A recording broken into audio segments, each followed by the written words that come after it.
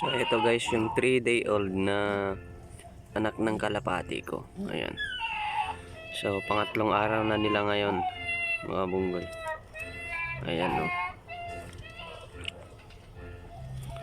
At sa wakas nakapapisa na rin tayo. Ayan.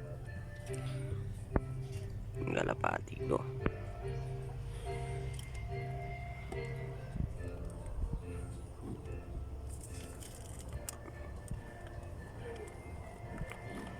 So nga pala mga kabunggoy, ang pinapakain ko nga pala ay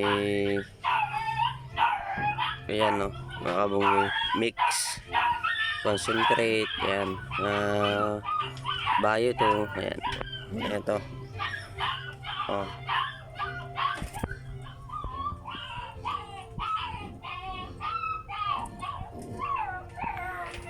Ayan, naglilimlim na naman.